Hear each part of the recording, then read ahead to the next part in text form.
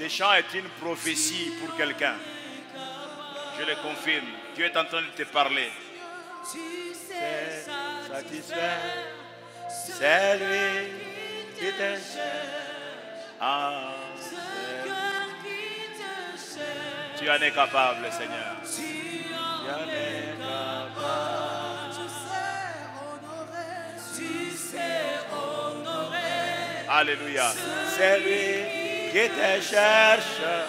Oh, c'est lui qui te cherche. Tu en es capable. Tu sais honorer. C'est lui qui te cherche. C'est lui qui te cherche. Tu en es capable. Tu sais satisfaire. Tu sais satisfaire. C'est lui qui te cherche. C'est lui qui te cherche. Tu en es capable. Il en est capable. Il peut satisfaire celui qui le cherche. Il peut guérir celui qui s'attend en lui. Il peut tranquilliser celui qui le cherche. Il en est capable. Je disais, il en est capable. Il en est capable. Ce qui est impossible aux hommes est possible à lui, est possible à Dieu. Seigneur, merci de continuer à nous faire du bien comme tu le fais. Par ta présence, nous voulons que tu le fasses aussi par ta parole. Parle-nous ce matin et corrige-nous, redresse-nous, rectifie quelque chose dans nos vies. Instruis-nous, exhorte-nous. Parle, tes serviteurs écoutent. Au nom de Jésus, nous prions. Ensemble, nous disons Amen. Est-ce qu'on peut acclamer le Seigneur? Alors, sans plus tarder, bien-aimés dans le Seigneur, nous prenons l'épître de Jean, la première épître de Jean, 1 Jean, chapitre 2. Nous lirons le verset 15, le verset 16 et le verset 17. 3 versets donc. Les versets 15, 16 et 17. Je disais 1 Jean, chapitre 2, verset 15 à 17. Verset 15 à 17. Je vais lire la lecture, vous allez rester assis. Je vais plutôt faire la lecture et donc lire ce texte. N'aimez point le monde, ni les choses qui sont dans le monde. Si quelqu'un aime le monde, l'amour du Père n'est point en lui. Car tout ce qui est dans le monde, la convoitise de la chair, la convoitise des yeux et l'orgueil de la vie, ne vient point du Père, mais vient du monde. Et le monde passe, et sa convoitise aussi. Mais celui qui fait la volonté de Dieu demeure éternellement. Mais celui qui fait la volonté de Dieu demeure éternellement. Encore une fois, la mention est mise sur la parole de Dieu. Mise en pratique de la parole de Dieu. Celui qui fait la volonté de Dieu demeure éternellement. Est-ce qu'on peut lire ensemble maintenant le texte? Peu importe votre version. 1 Jean chapitre 2, 15 à 17. À mon signal, on va y aller. Donc à 3, on va y aller. 1, 2, 3. N'aimez point le monde. Non, on reprend. S'il vous plaît, il faut attaquer le texte. Il faut vraiment l'attaquer. Donc à 3, on va y aller. 1, 2, 3. N'aimez point le monde, ni les choses qui sont dans le monde. Si quelqu'un aime le monde, l'amour du Père n'est point en lui. Car tout ce qui est dans le monde, la convoitise de la chair, la convoitise des yeux et l'orgueil de la vie, ne vient point du Père, mais vient du monde. Et le monde passe, et sa convoitise aussi. Mais celui qui fait la volonté de Dieu demeure éternellement. Quelqu'un dit Amen. Alors, le thème que nous abordons aujourd'hui, peut-être d'autres dimanches aussi, je le donne de la manière suivante. L'amour du monde ou l'amour du Père? C'est une interrogation. L'amour du monde ou l'amour du Père? C'est de quel amour qui nous anime? Est-ce que c'est l'amour du monde qui nous anime? Ou est-ce que c'est l'amour du Père? Comme je ne cesse de le dire ces derniers temps, nous pouvons confesser et aimer Dieu. Nous pouvons déclarer au monde, j'aime Dieu. Est-ce pour autant que je l'aime? Parce que je le déclare? Parce que je le confesse? Est-ce pour autant que j'aime Dieu? Est-ce suffisant de dire que j'aime Dieu pour que l'on dise que je l'aime vraiment? Est-ce suffisant? Le fait de dire que j'aime Dieu, c'est suffisant pour démontrer son amour à ce Dieu qui ne doit pas seulement être demeuré en tant que créateur dans ta vie, dans ma vie, mais est-il devenu mon Père? Parce que Dieu n'est pas Père de tous. Dieu, oui, il est créateur de tous. Mais pour qu'il devienne ton Père, il faut que Jésus-Christ te donne le pouvoir de devenir son Fils. Comme il est écrit dans Jean chapitre 1er, verset 12, à tous ceux qui l'ont reçu, à tous ceux qui croient en son nom, elle, donc la lumière du monde, elle, la parole de Dieu, qui est Christ, les a donné le pouvoir de devenir enfants, de Dieu. Est-ce que nous sommes devenus enfants de Dieu? Ce n'est que dans la mesure où nous devenons ses enfants que lui devient notre Père. Si tu n'es pas devenu enfant de Dieu, donc il n'est pas ton Père. Il est ton créateur parce que tu es créé par lui. Mais dois-tu rester à ce stade? L'animal peut se prévaloir aussi de cela. Je suis aussi créature de Dieu. L'arbre peut se prévaloir de cela. Je suis créature de Dieu. Donc toi, tu te mets seulement au niveau de l'arbre, au niveau de l'animal, d'un poisson. Un poisson, ça finit dans la casserole. Tu ne sais pas ça? Je disais, un poisson, ça finit dans la casserole. Oh, alléluia, qui aime les poissons comme moi? Un poisson, c'est bon dans la casserole. Mais toi, ta vie ne doit pas finir dans une casserole.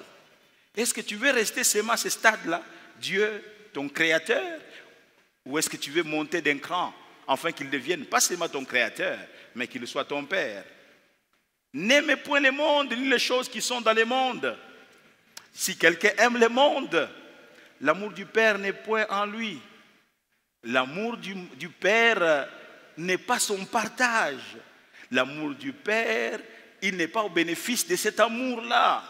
Car tout ce qui est dans le monde, la convoitise de la chair, la convoitise des yeux et l'orgueil de la vie, ne vient point du Père. Ça ne vient pas du Père, mais cela vient du monde.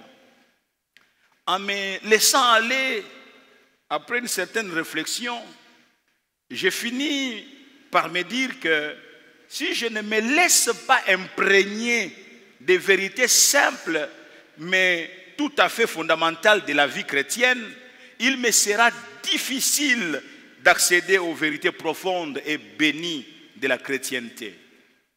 Il est important d'abord de me laisser imprégner par des vérités simples de la chrétienté, des vérités simples qui sont fondamentales, des vérités simples, me laisser imprégner des vérités simples. Si je ne me laisse pas imprégner des vérités simples de la parole de Dieu, des vérités simples de la vie chrétienne, il me sera difficile d'accéder aux vérités profondes et bénies de la chrétienté. Si je n'arrive pas à assimiler l'ABC de la marche chrétienne, comment il me sera possible de saisir quelque chose sur ce qui ressemble à des grandes formules physico-mathématiques? Comment est-ce que ce sera possible? Des choses simples, je n'arrive pas à les assimiler, mieux encore, à les mettre en pratique. Comment est-ce que je pourrais assimiler ce qui ressemble à des mathématiques? Comment ça sera possible? Je suis en train de parler de l'amour du monde ou l'amour du Père? C'est une question. Qu'est-ce qui m'anime? Qu'est-ce qui m'habite?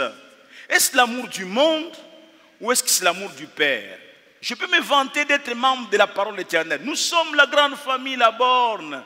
Oui, bonne réputation, bien aimé dans le Seigneur. La réputation d'une église ne suffit pas.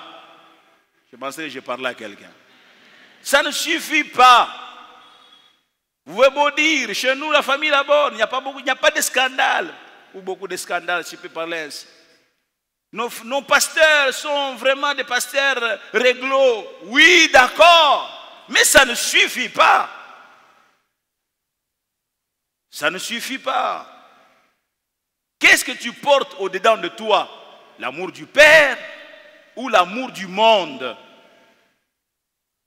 Tu dois répondre à cette question. Il faut être assez humble pour pouvoir reconnaître ce qui t'anime. L'amour du Père ou l'amour du monde? En d'autres termes, nous nous interrogeons s'il est possible d'aimer Dieu, le Père, autant qu'on aime le monde. Peut-on aimer le monde autant qu'on aime le Père?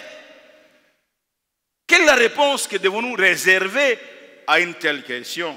Est-il compatible d'aimer le Père et d'aimer aussi le monde? Est-il compatible? Et quand l'apôtre Jean parle du monde ici, à quoi fait-il réellement allusion? À quoi il fait allusion, l'apôtre Jean? Quand en parlant du monde, qu'est-ce qu'il entend plutôt quand il parle du monde? L'apôtre Jean dit, n'aimez point le monde, ni les choses qui sont dans le monde. N'aimez point le monde, ni les choses qui sont dans le monde. Le mot monde est un terme qui comporte dans la Bible des sens différents, mais qu'il ne faut surtout pas confondre les uns avec les autres. Le mot monde peut signifier l'univers. Le monde peut signifier l'univers. C'est le monde entier créé par Dieu, les cieux et la terre, sortis de ses propres mains. Ça peut être donc le monde, l'univers. Dans Genèse 1:1, il est écrit, au commencement, Dieu créa les cieux et la terre. Ça, c'est aussi le monde, mais c'est l'univers.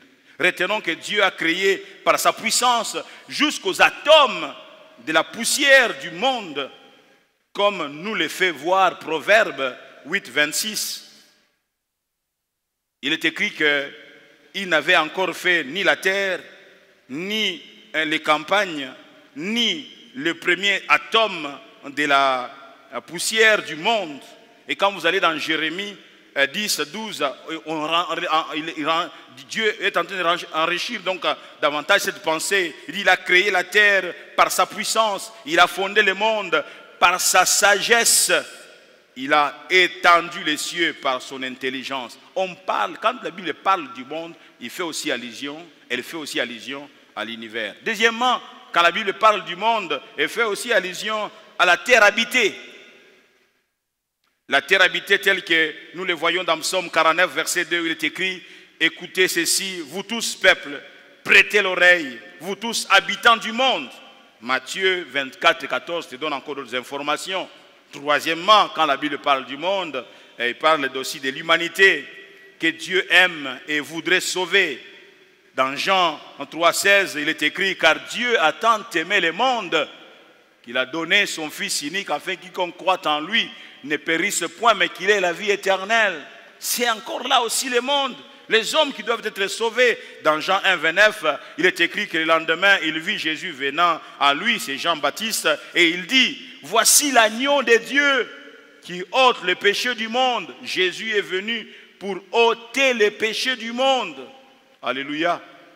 L'agneau de Dieu qui ôte le péché du monde. Quatrièmement, quand on parle du monde, c'est le monde pécheur et mauvais. Le monde pécheur et mauvais qui se détourne de Dieu et refuse sa grâce. Ici, il s'agit de forces qui s'opposent à Dieu et à sa volonté, qui sont caractérisées par le péché et sont conduites par le diable. c'est tout un système à ce niveau ici. C'est tout un système mis sur pied où tout s'oppose à Dieu et à ses principes.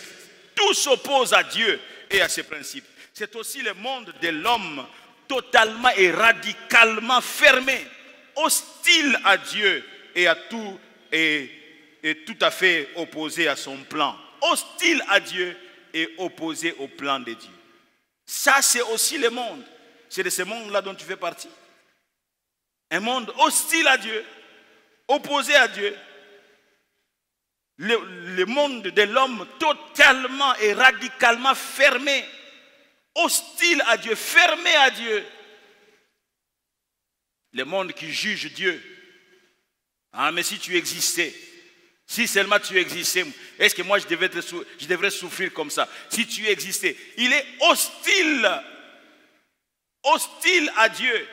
Il pense que toute la misère qui lui arrive, c'est celui qu'on appelle Dieu là qui est la base, à la base, la cause. Et il oublie que l'homme a péché et il a été chassé de la présence de Dieu. Alors que l'homme bénéficiait de la présence de Dieu et qu'il s'est retrouvé dans les jardins où il ne manquait de rien. L'homme veut accuser Dieu. L'homme est hostile à Dieu. Ce qui est dangereux et grave, c'est que même parmi ceux qui fréquentent les églises, il y en a ceux qui sont hostiles à Dieu, qui refusent même de savoir quelle est la volonté de leur Dieu. Ils ignorent totalement la pensée de leur Dieu. Mais ils viennent dans les églises, ils lèvent les mains, ils chantent Alléluia. Ils ont le langage des Canaan, mais ils sont hostiles à la volonté de Dieu. Dans Jean 7,7, Jésus dit, le monde ne peut vous haïr. Moi, il me hait parce que je rends de lui le témoignage que ses œuvres sont mauvaises. Le monde me hait parce que je témoigne et j'atteste que ses œuvres, ses actions sont mauvaises. Vous ne l'avez pas remarqué même dans votre entourage, même dans l'entourage dit chrétien, quand quelqu'un est en train de faire le mal, vous lui faites des remarques, il vous boude. Désormais, il vous boude. Désormais, vous êtes devenu une fausse tête. Fausse tête pour lui. Désormais, il va vous critiquer chez les gens. Qu'est-ce qu'il croit, lui? Il pense qu'il n'y a que celui qui est saint. Non, il est saint parce que Dieu a fait de lui un saint, comme il a fait de toi un saint. Mais le péché ne doit pas être parmi les saints. C'est ainsi que par amour pour toi, il est venu te parler pour que tu ne marches pas dans cette mauvaise voie. Mais non, non, toi maintenant tu montes les gens contre lui. Parce qu'il t'a parlé, il veut que tu changes de vie. Ce que Dieu veut, ce n'est pas que les méchants puissent mourir, c'est que les méchants se convertissent et qu'ils vivent. N'est-ce pas ce qui est écrit? N'est-ce pas ce qui est écrit? Celui qui appartient au monde, celui qui prend la partie du monde contre Jésus, le monde ne peut les haïr. Celui dont la vie se révèle en harmonie avec le monde, celui qui est tout à fait à l'aise avec le monde, pourquoi le monde va-t-il haïr?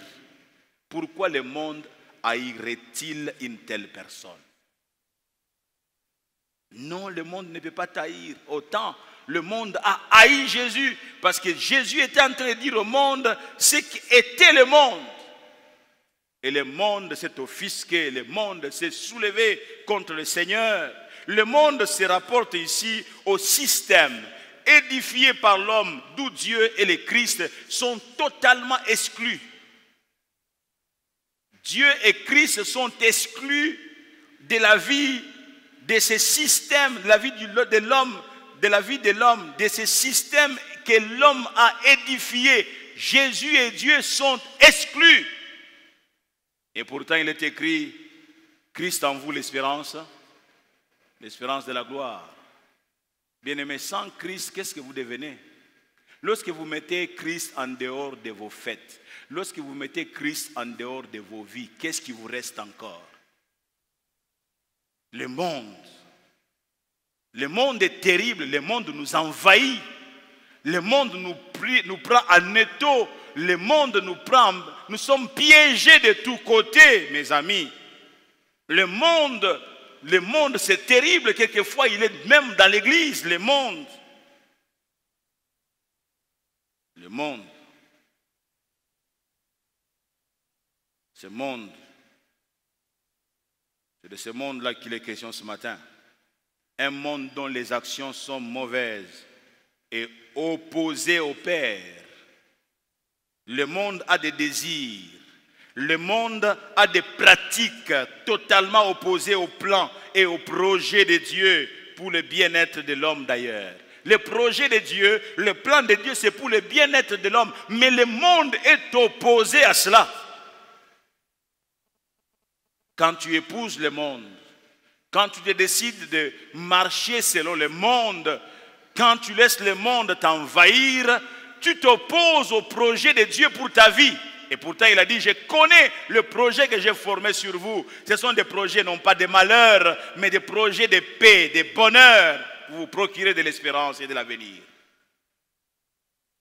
Bien-aimés, le refus, obéir, que dis-je, épouser le monde, c'est refuser Dieu. Dans Jean 3, 19 à 21, il est écrit que et ces jugements, c'est que la lumière étant venue dans le monde, les hommes ont préféré les ténèbres à la lumière parce que leurs œuvres étaient mauvaises. Ils ont préféré les ténèbres à la lumière parce que leurs œuvres étaient mauvaises. Verset 20 dit, car quiconque fait le mal est la lumière. Il est la lumière et ne vient point à la lumière de peur que ses œuvres ne soient dévoilées. Mais, verset 21, celui qui agit selon la vérité vient à la lumière afin que ses œuvres soient manifestées parce qu'elles sont faites en Dieu. Alléluia. Voyez-vous l'attitude coupable des hommes? Au lieu de préférer la lumière, ils ont préféré les ténèbres. Comment peut-on préférer les ténèbres plutôt que la lumière? Il y a des gens, quand ils mènent une mauvaise vie, ils fuient l'église. Pourquoi? L'église, c'est la lumière. Et c'est quand il vient à l'église, il dit, on va toucher à la vie que je suis en train de mener. Il ne veut pas qu'on touche à cela. Il refuse qu'on amène la lumière dans sa vie. Il préfère les ténèbres. Il veut vivre dans les ténèbres. Bien-aimés dans le Seigneur, les ténèbres ne vous mènent nulle part que dans les ténèbres. Quelqu'un ne m'a pas suivi. Les ténèbres ne vous mènent nulle part que dans les ténèbres. Jésus a dit, moi, je suis la lumière du monde. Celui qui me suit ne marchera point dans les ténèbres, mais il aura la lumière de la vie éternelle. Oh, alléluia. Quand tu marches derrière Jésus, tu auras la lumière de la vie. Tu sauras par où passer. Alléluia. Alléluia. Oh, alléluia. Quand tu es en train de manger le soir, 21h, quand bien même entre nous, à 21h, ce n'est pas le bon moment de manger.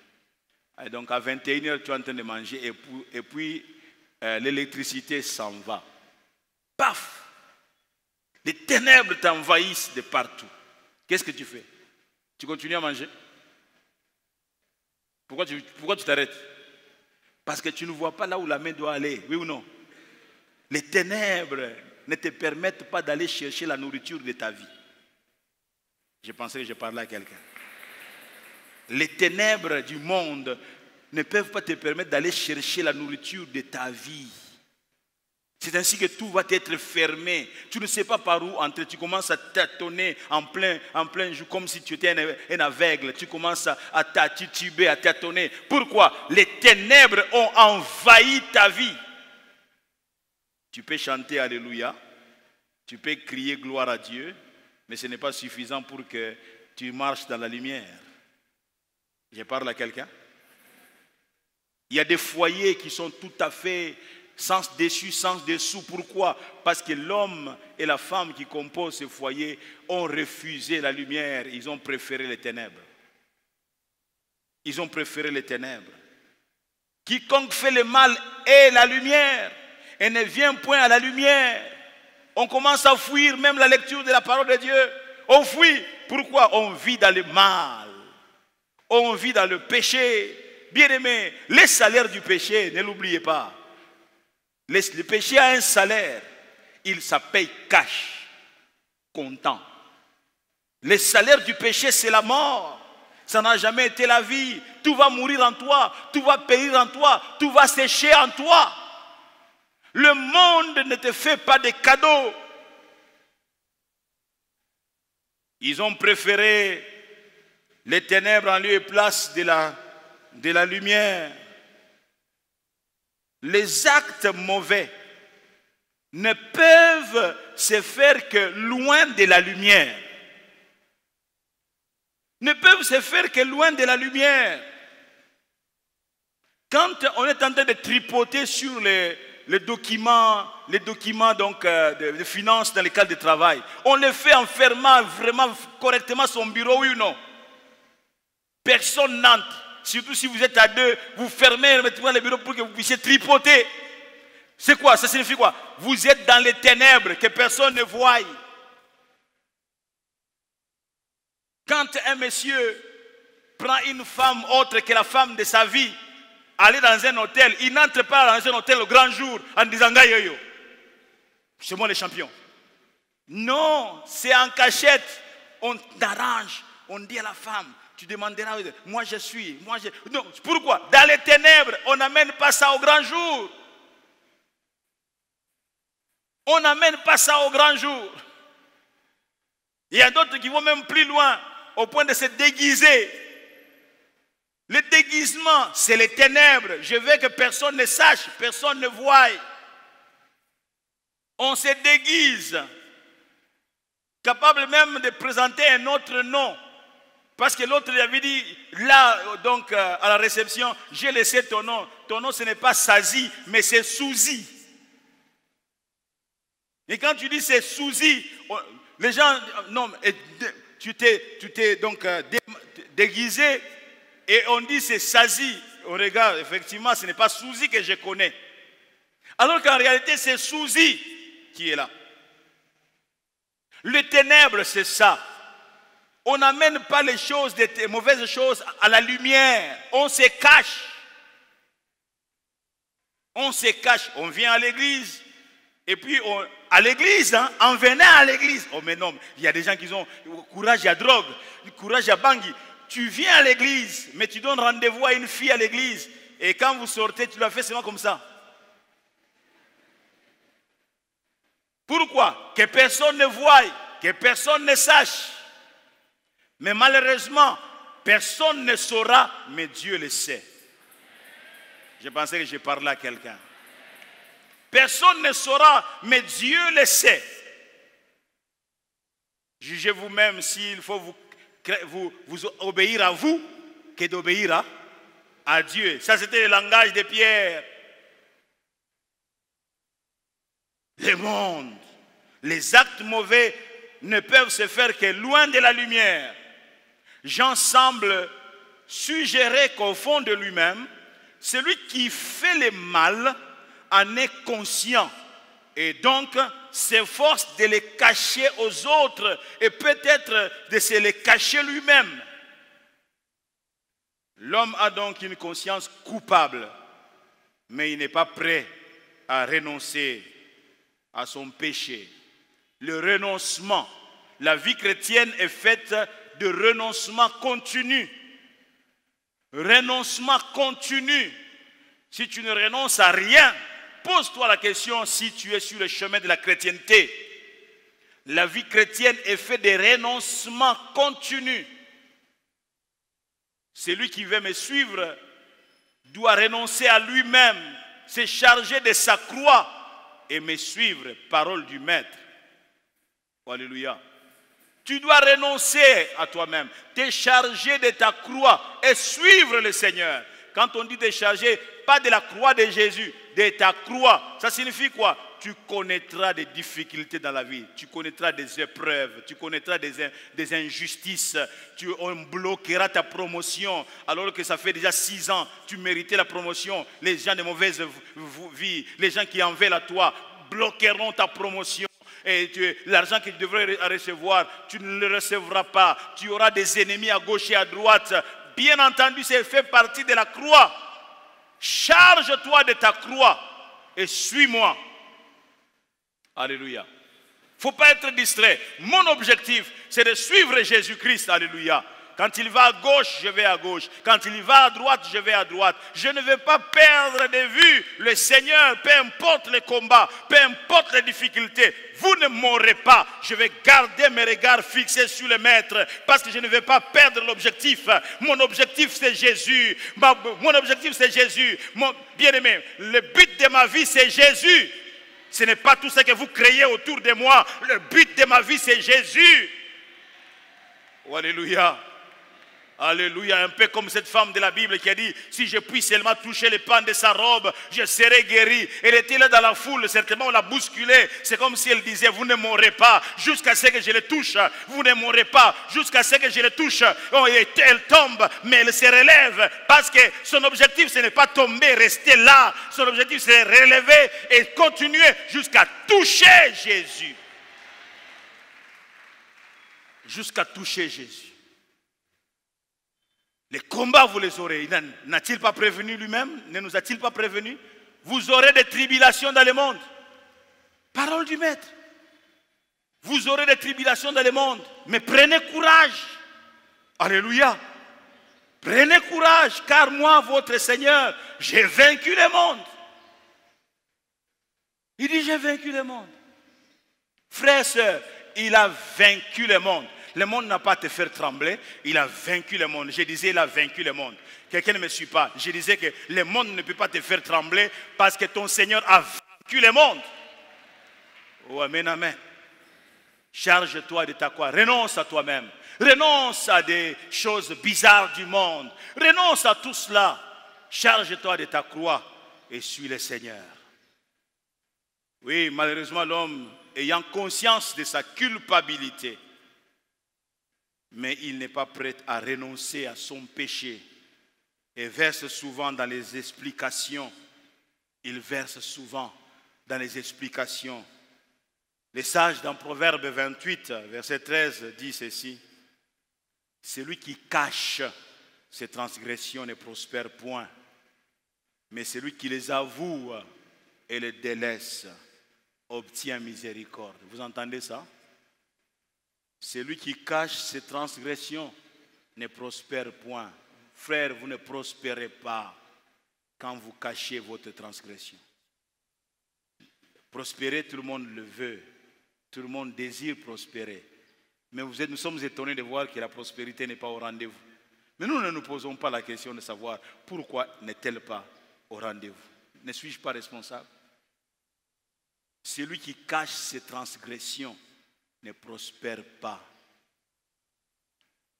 Il y a des transgressions dont on a la révélation que quand quelqu'un tombe malade, gravement malade, c'est en ce moment-là qu'on découvre qu'il entretenait une deuxième femme.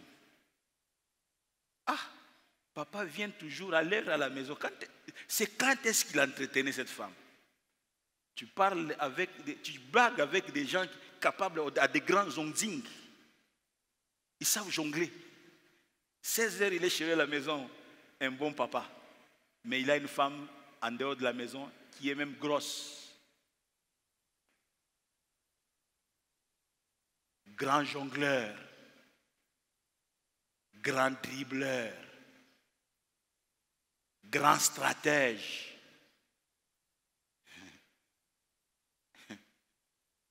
Il oublie qu'il y a plus grand stratège que lui. Il y a Dieu, mes amis. Il y a Dieu. Dans ma famille, on a connu des cas où c'est un homme respectable jusqu'à ce qu'il tombe malade. Quand tu tombes malade là, quand tu vas en ambulatoire, c'est autre chose. Mais maintenant, quand tu es hospitalisé, va-t-il guérir ou pas? Cette femme-là ne va-t-elle pas se dire non, mais je dois prouver que je l'aimais? Oui ou non? Elle va se présenter. Elle va venir comme quelqu'un qui a une connaissance. Et puis après, on découvre ce que tu cachais. tout ce que tu caches sera crié sous le toit. Il est important de te livrer avant qu'on crie. C'est-à-dire que ça va être connu avec scandale. Ce que tu caches, on le saura. Il est mieux que tu te livres toi-même, que Dieu puisse te livrer.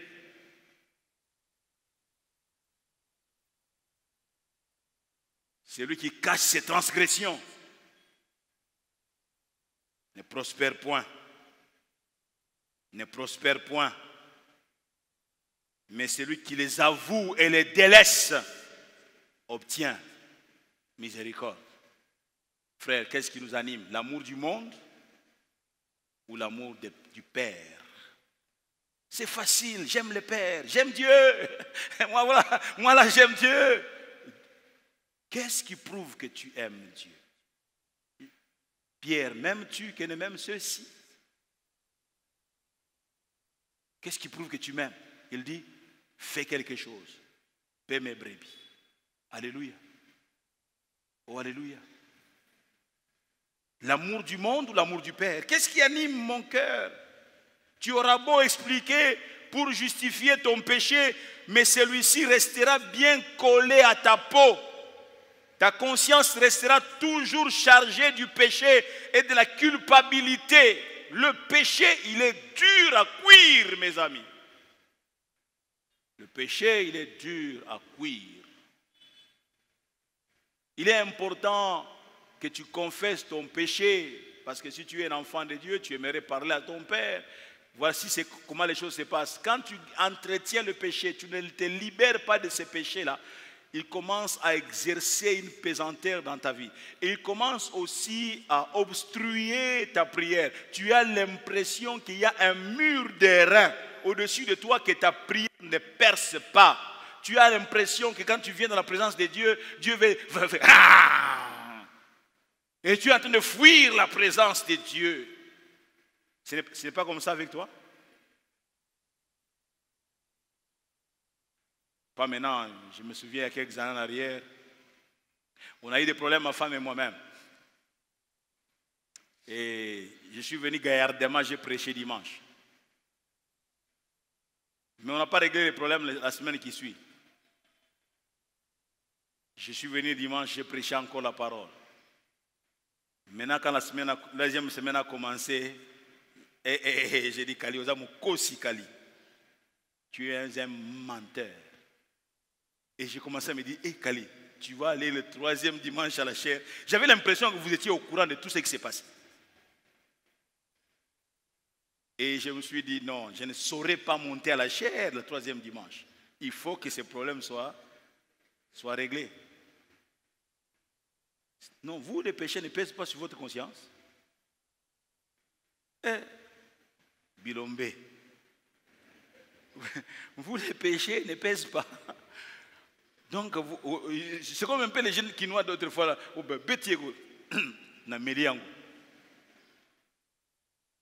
Hein? Donc vous, les péchés, ça ne vous dit rien. Un enfant de Dieu n'entretient pas le mal. Un enfant de Dieu n'entretient pas le péché. Jésus a dit, le péché n'aura plus de pouvoir sur vous. Vous avez vu que les amens ne sont pas vraiment au rendez-vous aujourd'hui. Hein? Bien-aimés, l'Église du Seigneur, nous devons revenir à ce message. Parce que nous nous trompons nous-mêmes. Amen. Hein? Nous nous trompons nous-mêmes. Et la bénédiction après laquelle nous courons là, nous ne l'atteignons pas. On dirait qu'elle s'éloigne toujours. On dirait qu'elle s'éloigne toujours. On dirait qu'elle s'éloigne toujours. Pourquoi? Bien-aimé, celui qui cache ses transgressions ne prospère point. Tu ne peux pas prospérer dans ton foyer. Tu ne peux pas prospérer dans tes affaires. Tu ne peux pas prospérer dans tes études. Tu ne peux pas prospérer dans ta santé. Tu ne prospères point. À moins que le Dieu de la Bible ait changé. Tu ne prospères pas. L'amour du Père ou l'amour du monde? C'est la question à laquelle tu dois répondre tout au long de cette semaine qui commence. Il ne faut pas éviter le message. Dès que tu sors d'ici, tu commences à fuir le message. Il te revient dans ton image, dans tes imaginations. Tu commences à fuir. L'amour du Père. C'est comme si tu entendais la voix, la grosse voix de Kalika Senda crier. L'amour du Père ou l'amour du monde. Qu'il en soit ainsi pour quelqu'un. Tu es en train de dormir. Tu entends la voix de Kalika Senda crier. L'amour du Père, l'amour du monde. Ça va se coller à toi jusqu'à ce que tu répondes à cette question. Et si tu es dans l'amour du monde, éloigne-toi du monde. Je pensais que j'ai parlé à quelqu'un. Éloigne-toi du monde. Frères et sœurs, l'amour du Père ou l'amour du monde? Quand l'amour du monde nous a envahis, l'autre ne compte même pas. Il n'y a que moi qui compte. Il n'y a que moi.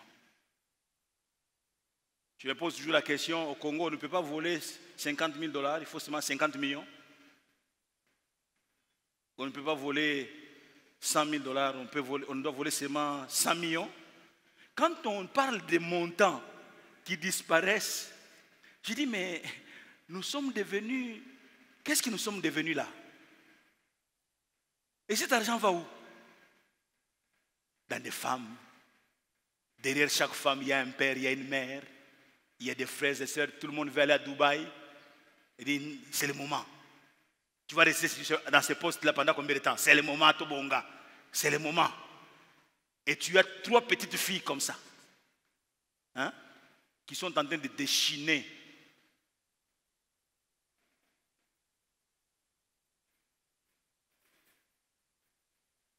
Et donc tu es content de prendre l'argent qui ne t'appartient pas, content qu'on t'appelle boss. J'ai honte à ta place. J'ai honte à ta place. Attention frère, beaucoup de riches iront au ciel. Quelqu'un me suit? Beaucoup de gens qui ont l'argent iront au ciel. Pourquoi? Parce que leur argent n'est pas le fruit du vol. Leur argent, c'est le fruit du travail et de la crainte de Dieu. Ceux-là iront au ciel. Mais toi qui voles, tu veux paraître. Tu ne sais pas ce que c'est que le contentement. Tu veux paraître malgré les salaires que tu as. Le poste t'a donné les salaires. Le poste t'a donné les avantages. Non, non, ce n'est pas suffisant. Et je peux te rassurer, ton salaire, quand il est de 100 $, tu as des besoins de 500. Lorsqu'on augmente le salaire de 500, tu commences à avoir des besoins de 1000. Lorsqu'on augmente le salaire à 1000, tu commences à avoir les besoins de 5000 $. Lorsqu'on augmente les besoins de ton salaire à 5000 $, tu commences à avoir des besoins de 15 000 $. C'est comme ça la vie. Mais contente-toi jusqu'à ce que Dieu change la réalité des choses. J'ai pensé que je parlais à quelqu'un. Où est donc le contentement?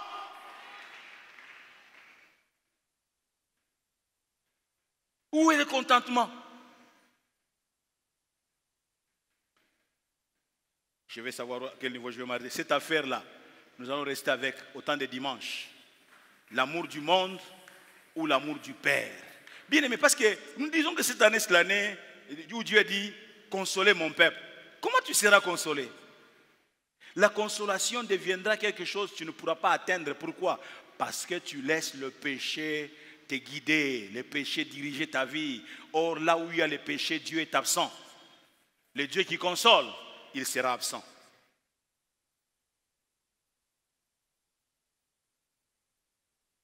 Seigneur, aide-nous. Celui qui cache ses transgressions ne prospère point. N'explique pas ton péché. Jean 3, 19 dit, et ce jugement, c'est que la lumière étant venue dans le monde, les hommes ont préféré les ténèbres à la lumière parce que leurs œuvres étaient mauvaises. Celui qui se plaît aujourd'hui avec les ténèbres, retenez ça, celui qui se plaît aujourd'hui avec les ténèbres, qu'il soit aussi prêt à partager l'éternité avec les ténèbres. Oui, sois aussi prêt à partager l'éternité avec les ténèbres. Matthieu 22, 12 à 13, nous terminons par là pour aujourd'hui.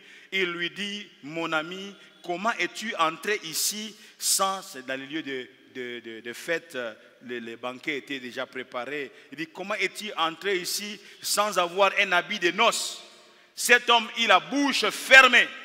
Alors le roi dit au serviteur, liez-lui les pieds et les mains et jetez-les dans les ténèbres du dehors, où il y aura des pleurs et des grincements de dents. Vous blaguez avec la vie? Jésus revient. Nous pensons que les choses vont s'arrêter comme ça. Bien-aimé, celui que nous adorons, Jésus, est allé nous préparer une place. Il a dit, je reviendrai. Il n'a pas dit autre chose, il a dit, je reviendrai. Alléluia. Il a dit, je reviendrai, il dit, la trompette sonnera. Les morts en Christ ressusciteront premièrement.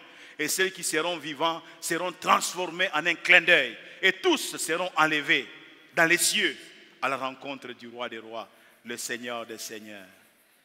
Je peux m'imaginer l'heure qu'il fait maintenant dans son horloge. Je peux m'imaginer, il est à quel niveau? Il est dans sa salle de bain. Il a déjà pris sa douche. C'est une image. Il a déjà pris sa douche. Il a déjà porté son smoking. Il a déjà porté donc sa chemise. Maintenant, il est en train de nouer les nœuds. L'époux va venir chercher l'épouse. Dès qu'il aura noué les nœuds, il jettera sur ses épaules la veste. Et il viendra. Et il viendra. Frères et sœurs, l'amour du Père ou l'amour du monde? Que Dieu bénisse sa parole.